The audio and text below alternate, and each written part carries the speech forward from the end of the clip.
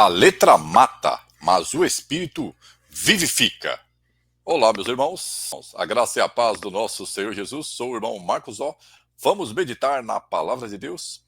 Esse é mais um texto fora de contexto que, por ser mal interpretado, tem levado muitos a negligenciarem o estudo da palavra de Deus, porque acreditam que a letra nesse versículo é o estudo das Escrituras, ou da teologia, ou até mesmo o estudo da escola bíblica dominical, que deixa a pessoa carnal só com a letra. O espírito dela morre, porque ficar estudando paralisa a ação do Espírito Santo. Outros dizem, não precisa estudar, é só abrir a Bíblia de forma aleatória que Deus vai falar. Deixe nos comentários se você já escutou algo assim. Mas será que essas conclusões estão corretas? Quer saber um pouco mais? Fica comigo até o final desse vídeo. Vamos pensar juntos. Se esse entendimento de que não devemos estudar a palavra de Deus porque a letra mata fosse verdade, por que que o próprio Paulo, que escreveu aos Coríntios, diria em 2 Timóteo capítulo 2, verso 15: procure apresentar-se a Deus aprovado como um obreiro que não tem do que se envergonhar, que maneja corretamente a palavra da verdade. Manejar significa conhecer, interpretar e aplicar a palavra. Para isso, é preciso estudar.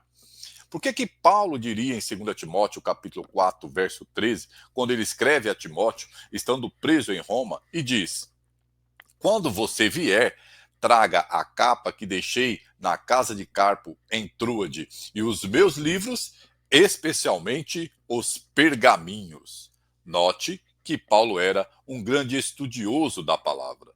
E por que que Lucas diria em Atos capítulo 17, verso 11, que os bereanos eram mais nobres do que os tessalonicenses, pois receberam a mensagem com grande interesse, examinando todos os dias as Escrituras para ver se tudo era assim mesmo. Examinar significa estudar, pesquisar, refletir, manusear. E também por que que Jesus, em Lucas capítulo 24, verso 27, declarou: e começando por Moisés e todos os profetas, explicou-lhes o que constava a respeito dele em todas as Escrituras, ficando claro que precisamos conhecer a Bíblia completamente. E para isso é necessário estudá-la. Só com esses exemplos já podemos ver que a letra nesse versículo de 2 Coríntios capítulo 3, verso 6, mencionado por Paulo, não significa o estudo da Bíblia. Então, o que significa essa passagem? O que Paulo de fato quis dizer? Vamos analisar e entender esse texto no contexto? Acompanhe comigo na tela. Entender o contexto histórico e espiritual da segunda carta aos Coríntios é fundamental para compreender o que Paulo quis dizer quando ele fala que a letra mata, mas que o espírito vivifica. A igreja de Corinto tinha respondido parcialmente às exortações da primeira carta, mas havia certa desconfiança em relação a Paulo. Na igreja havia ainda muitos problemas sérios, como divisões, pecados morais, orgulho espiritual e ainda a influência de falsos apóstolos. Nós precisamos entender que é nesse contexto, marcado por idolatria, por imoralidade e divisões, que Paulo escreve a segunda carta aos Coríntios, uma cidade grega. E o principal propósito nessa frase, que a letra mata, mas o espírito vivifica, é apresentar um contraste das duas alianças, ou seja, a aliança da lei do Antigo Testamento e a aliança do Espírito do Novo Testamento. Portanto, quando Paulo diz a letra, ele refere-se exclusivamente à lei mosaica e compara a antiga aliança por meio da lei com a nova aliança no Espírito por meio de Cristo. A antiga, ela foi gloriosa, mas passageira, e a nova é ainda muito mais gloriosa e permanente, como podemos ler nos versículos à frente, 10 e 11. E diferente dos juristas greco-romanos, que faziam a distinção da letra com a intenção da lei, Paulo está dizendo que a letra representa a lei escrita, especialmente os mandamentos, que revelam o pecado, mas que não dão poder para vencê-lo. O objetivo da lei era mostrar que o judeu era pecador, incapaz de se salvar. Consequentemente, eles estavam condenados à morte, pois não tinham como pagar a dívida. E qual que era a única esperança? Era Jesus, que estava ali tipificado nos sacrifícios. O legalismo que foi criado pelos fariseus introduziu costumes e tradições e zelava mais por eles do que pela palavra de Deus. E eles, os judeus, acreditavam que seriam salvos por cumprirem a lei. E isso gerava morte em vez de gerar vida. Porque não era possível cumprir toda a lei, como está escrito em Romanos, capítulo 5, verso 20. A lei, ela foi introduzida para revelar o pecado. Cristo foi o único capaz de cumprir a lei, como está escrito em Mateus, capítulo 5, verso 17. Já o Espírito representa a nova vida em Cristo, onde o Espírito Santo capacita o crente a viver em obediência. O Espírito, sim, esse vivifica e nos dá nova vida em Cristo. Ele escreve a lei de Deus em nosso coração, como está em Jeremias, capítulo 31, verso 33. Em Cristo, a letra, ou a lei que mata, ela é substituída pela vida no Espírito. Portanto, não seguimos a lei por obrigação, mas por transformação. Os judeus, eles olhavam para o futuro, conheciam a promessa do profeta Isaías sobre a vinda do Messias. Nós já olhamos para o passado, porque Jesus, ele já veio. Note que tanto para os judeus no Antigo Testamento, como para os cristãos no Novo Testamento, a salvação sempre foi pela fé e não por obras ou por cumprir a lei, como pensavam os judeus. Observe, e é muito importante essa observação, que Paulo não está dizendo que a lei é má, mas que a lei, por si só, sem o Espírito, leva à condenação, pois revela o pecado, mas a lei não é capaz de salvar. Somente em Cristo há poder para obedecer e viver em comunhão com Deus. A lei é incapaz de dar vida porque ela não transforma o coração. Aí alguém pode perguntar, então por que que Davi, lá no Salmo 1, verso 2, diz que o seu prazer está onde? Na lei do Senhor, e na sua lei ele medita de dia e de noite. Eu quero deixar claro que aqui a lei, no original, você vai ler Torá. E Torá não significa apenas os mandamentos frios ou o sistema cerimonial, mas Torá, e eu vou ler aqui a versão da Bíblia judaica, para você ver. A versão diz assim, ó: a sua alegria está na Torá de Adonai, e em sua Torá medita de dia e de noite. Então, Torá, ela é todo o ensino, toda a instrução e revelação de Deus. Para nós, é o Pentateuco, são os 5 primeiros livros da Bíblia. Então, fica claro aqui que quando Davi diz que o prazer dele está na Torá, quer dizer que o prazer dele está em todo o ensinamento de Deus, em toda a instrução e toda a revelação, que é o que significa a Torá. Ok?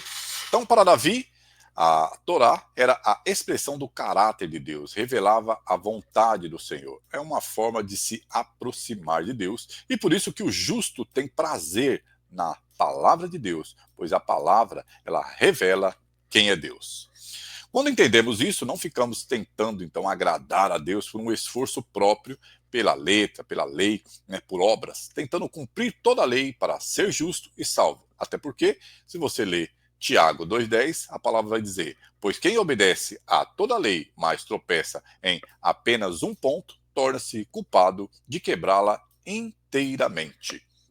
Então, note que a intenção de Deus, ela nunca foi salvar o homem por meio da lei, mas sim revelar o pecado. Veja o que diz Romanos 3:20. Portanto, ninguém será declarado justo diante dele, baseando-se na obediência à lei, pois é mediante a lei que nos tornamos plenamente conscientes do pecado. Observe que a lei, ela revela que estávamos mortos em nossos pecados. Veja o que diz Gálatas 3:10. Já os que são pela prática da lei estão debaixo de maldição, pois está escrito: maldito é todo aquele que não persiste em praticar todas as coisas escritas no livro da lei. Então, justamente por não sermos capazes de praticar todas as coisas, ou toda a lei, estávamos debaixo de maldição.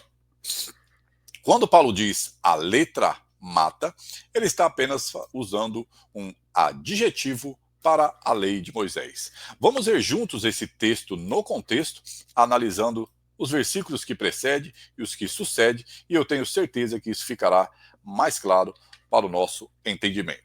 Começando no verso 3, Paulo vai dizer: vocês demonstram que são uma carta de Cristo, resultado do nosso ministério, ministério esse que não foi escrito aí com tinta, mas com o Espírito do Deus vivo. Note que Paulo vem fazer aqui a primeira menção da lei mosaica, não em tábuas de pedra. Olha o ministério, a importância do ministério deles, não foi escrito em tábuas de pedra, mas em tábuas de corações humanos. Então, Paulo está deixando claro que ele está fazendo referência à lei de Moisés que foi entregue nas tábuas. Tal é a confiança que temos diante de Deus, no verso 4, por meio de Cristo.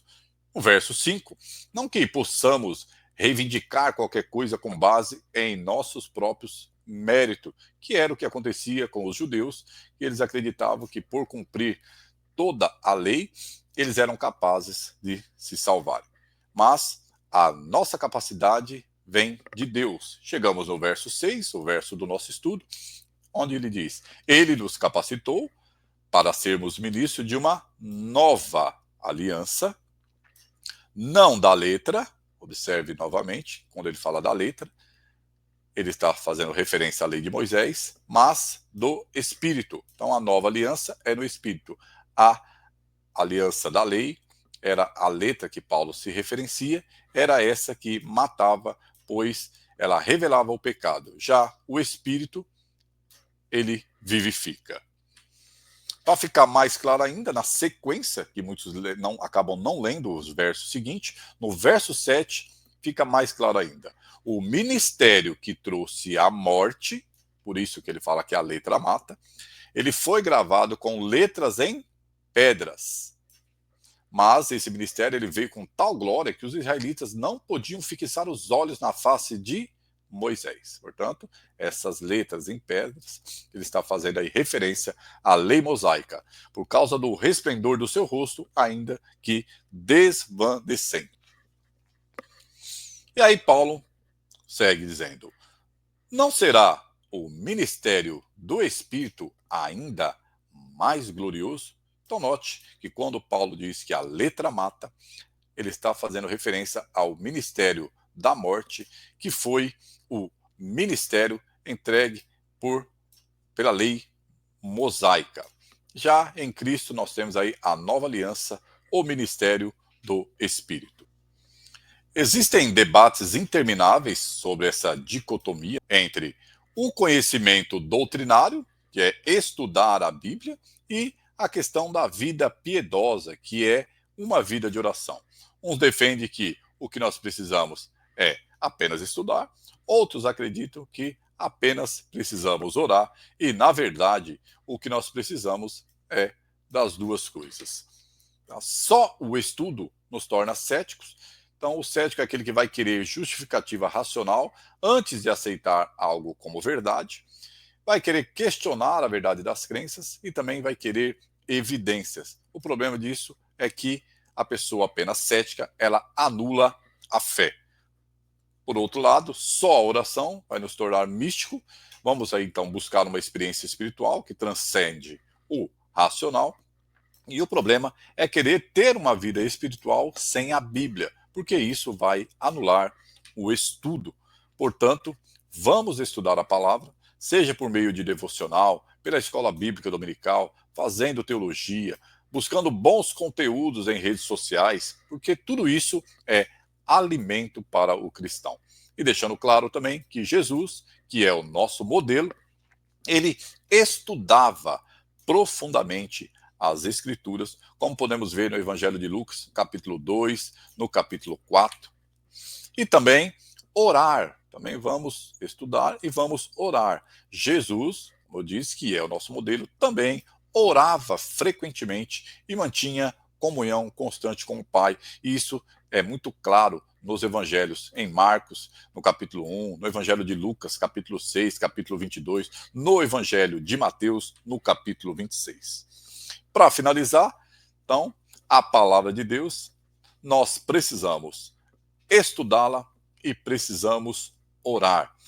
E como o salmista diz no Salmo 119, verso 105, a tua palavra é uma lâmpada para os meus pés e uma luz em meu caminho.